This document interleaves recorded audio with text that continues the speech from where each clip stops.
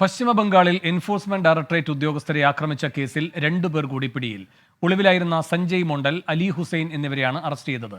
ഇതോടെ പിടിയിലായവരുടെ എണ്ണം 4 ആയി. അച്യുതൻ ഈ വാർത്തയുടെ വിശദാംശങ്ങളും ഡൽഹിയിൽ നൽകും. അച്യുതൻ, എന്താണ് ഈ അറസ്റ്റുമായി ബന്ധപ്പെട്ട വിവരങ്ങൾ? ബംഗാളിൽ റേഷൻ അഴിമതിയുമായി ബന്ധപ്പെട്ട് 24 നോർത്ത് പർഗനയിലെ ഷാജഹാൻ ഷെയ്ഖിന്റെ വസതിയിൽ ഇഡി ഉദ്യോഗസ്ഥർ എത്തുന്ന സമയമായിരുന്നു ഒരു കൂട്ടം ആളുകൾ ചേർന്ന് ഈ ഉദ്യോഗസ്ഥർക്ക് നേരെ ആക്രമണം നടത്തുന്നത്. തുടർന്ന് വലിയ രീതിയിലുള്ള ഒരു പ്രശ്നങ്ങളായിരുന്നു സംസ്ഥാനത്ത് ഉടലെടുത്തത്. ഒപ്പം ഗവർണർ ആനന്ദ ബോസ് ഇഡി ഉദ്യോഗസ്ഥർക്ക് എതിരെയുള്ള ആക്രമണത്തിൽ കർശനമായ നടപടി സ്വീകരിക്കണമെന്ന് പോലീസിന് നിർദ്ദേശം നൽകി. അങ്ങനെ 2 പ്രതികളെ കഴിഞ്ഞ ദിവസം പിടികൂടിയിരുന്നു. ഇതിന് പിന്നാലെയാണ് ഈ ആക്രമണ ദൃശ്യങ്ങൾ പരിശോധിച്ചുകൊണ്ട് ഇപ്പോൾ 2 പേരെ കൂടി പോലീസ് അറസ്റ്റ് ചെയ്തിട്ടുള്ളത്.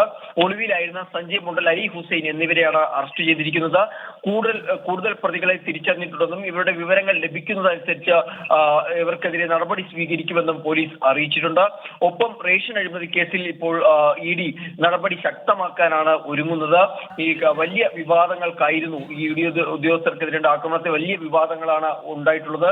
കൊൽക്കത്ത ഹൈക്കോടതിയിൽ വരെ വിഷയം എത്തുന്ന ഒരു സാഹചര്യമുണ്ടായി. എന്തായാലും ആ ഒരു കേസിലാണ് ഇപ്പോൾ 2 പ്രതികളെ കൂടി ഇപ്പോൾ പോലീസ് പിടിച്ചിരിക്കുന്നത്. ഇതോടെ 4 പ്രതികളാണ് ഈ കേസുമായി ബന്ധപ്പെട്ട് ഇപ്പോൾ പോലീസ് കസ്റ്റഡിയിലുള്ളത്. അച്യുതനാണ് ഡൽഹിയിൽ നിന്ന് വിശദാംശങ്ങൾ നൽകിയത്.